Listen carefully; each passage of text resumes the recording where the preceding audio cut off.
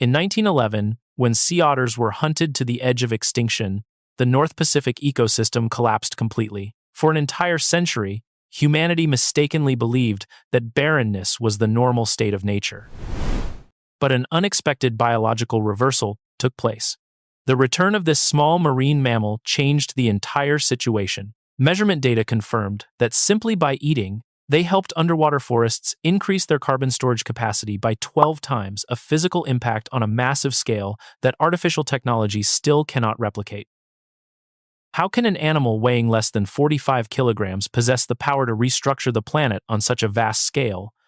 What is the real secret behind this carbon capturing ability? The answer begins with a biological paradox that no expert could have anticipated. Right here. In 2012, global climate monitoring stations recorded a physical variable beyond every forecast. The enormous amount of captured carbon in the Pacific Ocean did not come from any artificial carbon filtering technology. The source of that shift began with only 50 sea otters returning to the wild. Their presence triggered a chain reaction, transforming the seafloor from a barren desert into a giant kelp forest ecosystem.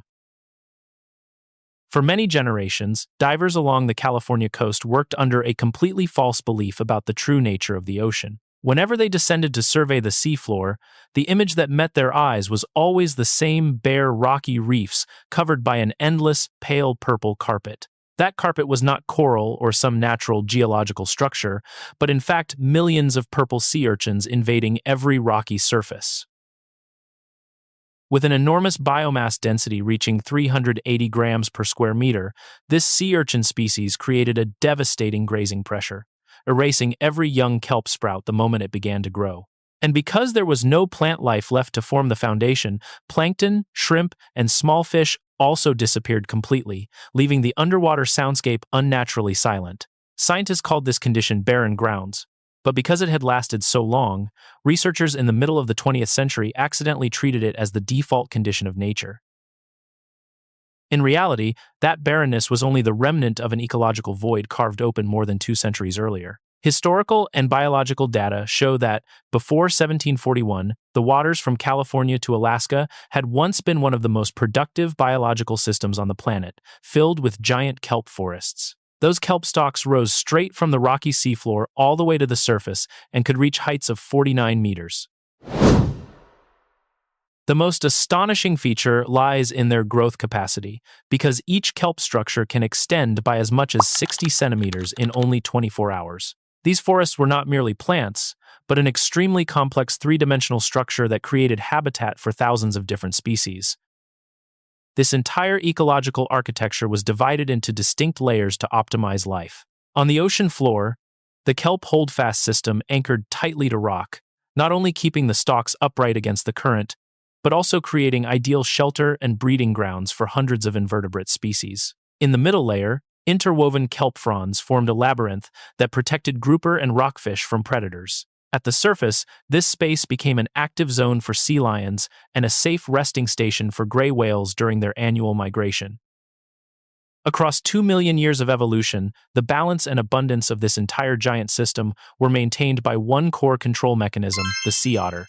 They served as the most critical link, preventing sea urchin population explosions in order to protect the survival of the underwater forests.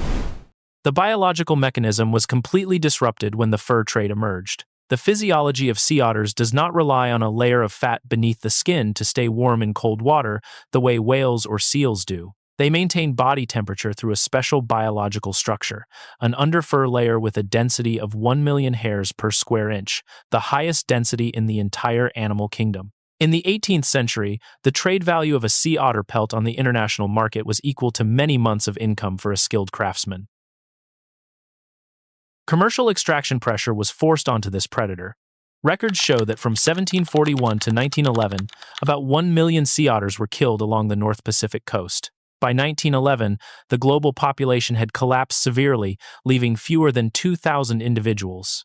In California waters alone, ecological records no longer documented any surviving signs of the species. When the sea otter disappeared, the ocean was stripped of its natural immune system. The sea urchins did not merely feed, they shaved the seafloor bare.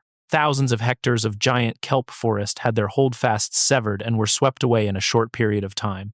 The entire food chain collapsed from the bottom upward, turning a rich ecosystem into deadly purple wastelands.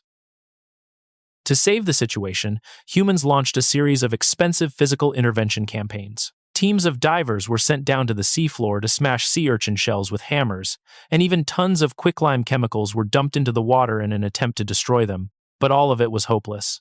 The ocean's reproductive speed mocked every crude human tool. This failure exposed a bitter truth: no human technology can replace the role of an apex predator.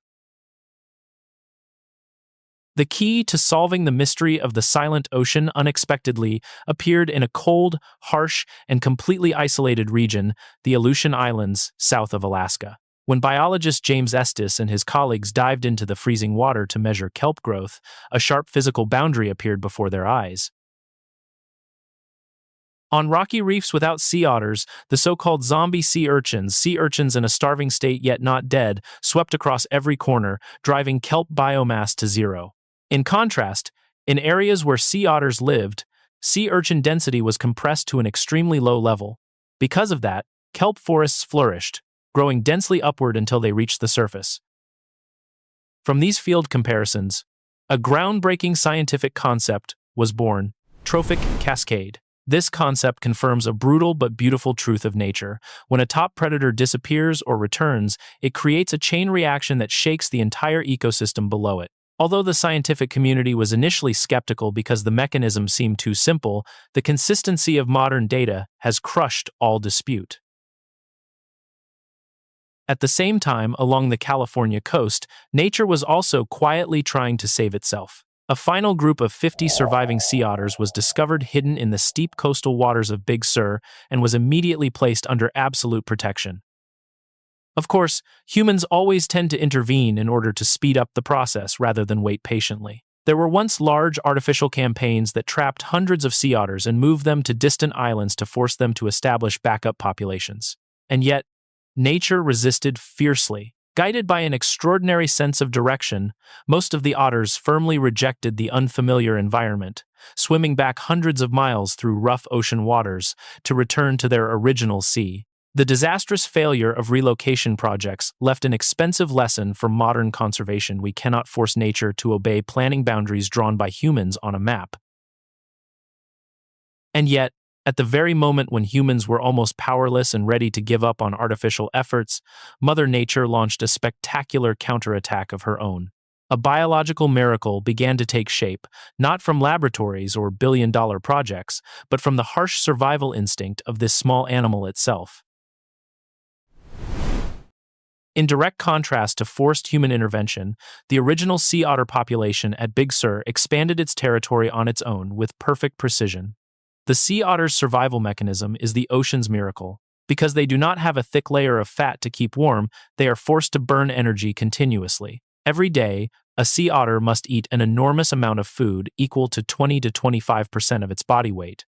They become sweeping machines on the seafloor, constantly diving down, collecting sea urchins, floating on their backs at the surface, and using rocks to crack open the spiny calcium shells. This relentless natural predation pressure completely broke the dominance of sea urchins wherever sea otter groups passed through. As a result, the purple wall of sea urchins on the ocean floor was shattered, making space for kelp spores to anchor themselves. Young shoots rose at astonishing speed, weaving together into a giant forest canopy. Once the original home was rebuilt, the ecosystem immediately revived. Black grouper and lingcod, absent for many decades, began swimming through the waters again. Seals and seabirds returned to nest. The eerie silence of the barren ground was torn apart by the lively clicking sounds of thousands of tiny organisms. But the greatest achievement does not lie only beneath the water. Modern climate reports have confirmed a shocking truth: by eating sea urchins, sea otters helped kelp forests grow and turned them into enormous carbon reservoirs. Sea otters officially became the biological switch regulating the Earth's climate cycle. Kelp forests are now recognized as a priceless source of blue carbon. When old kelp blades break off and sink into ocean valleys, they lock greenhouse gases deep beneath the seafloor for centuries. However, this miraculous recovery has run into a barrier shaped by the modern age. The sea otter's enormous food demand creates intense competition with fishers. Sea otters are especially fond of hunting Dungeness, crab, abalone, and clam seafood resources with high commercial value. The decline in harvest yields once triggered powerful waves of protest from coastal fishing communities. Even so, as we entered the current decade, macroeconomic data began painting a completely different picture. The latest ecological economics reports show that although the traditional fishing industry has contracted, the return of sea otters has ignited the rise of another blue gold mine, the ecotourism industry. Kayaking activities, wildlife photography, and sea otter watching tours along the Central California coast alone are now injecting tens of millions of US dollars every year directly into the local economy. The presence of this small creature has driven a remarkable economic shift, transforming coastal communities from dependence on extractive harvesting to prosperity through sustainable conservation, proving that protecting nature is also a way of protecting human income. But if you think saving the local economy was already the greatest achievement of this 45-kilogram creature, then prepare yourself for an even greater shock. Scientific data declassified in this decade reveals a hidden superpower. Sea otters are directly intervening in humanity's struggle for survival. And now, the latest scientific data further strengthens the sea otter's unmatched role in protecting the planet. At present, the California sea otter population has leveled off at around 3,000 individuals. Although it is still far below the historical baseline, the environmental protection effect they create is stronger than ever. Most notably, a groundbreaking study from the Monterey Bay Aquarium Research Institute, published in early 2024 in the journal PLOS Climate, showed that sea otters are a great ecological shield. In areas where sea otters are present, Central California kelp forests have expanded by as much as 56% over the past century and have remained resilient against extreme marine heat waves driven by climate change. In contrast, in Northern California, where sea otters have not yet returned, marine heat waves have nearly erased kelp forests under the pressure of starving sea urchins. And it does not stop in the ocean. By 2024 to 2025, observations in the Elkhorn Slough tidal marsh recorded an entirely new trophic cascade. There, sea otters are quietly saving estuaries. By preying on burrowing striped shore crabs that chew through plant roots, they help eelgrass and marsh edges grow stronger.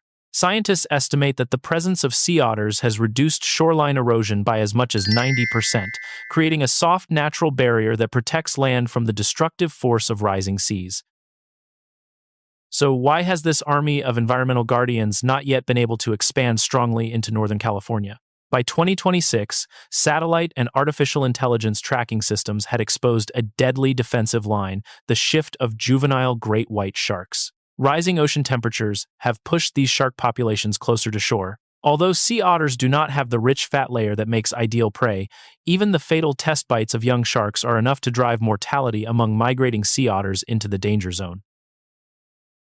Faced with this brutal survival bottleneck, the United States Fish and Wildlife Service, known as USFWS, is now considering strategies never attempted before. Officials are discussing the creation of safe migration corridors, determined to guide sea otters through the shark barrier and restore life in Oregon. The journey from collapse to recovery along the Pacific coast has left behind a profound lesson. Sea otters do not personally replant kelp or seagrass. Nature already contains the potential biomass. Waiting for an opportunity, the simple act of sea otters hunting merely removes the restraints that are suppressing the ecosystem. Their return proves that the Earth is fully capable of healing itself, as long as humans respect nature and return apex links to their rightful place. The data from the Pacific raises an open question for the whole world. How many forests, coral reefs, or plains out there are trapped in ruin, simply waiting for one keystone species to return and revive them? Do you know of any ecosystem that is out of balance because a core predator is missing? Leave your opinion and your data in the comments below. Subscribe so you can continue with us as we decode the most compelling biological conflicts and ecosystem reversals in the next videos.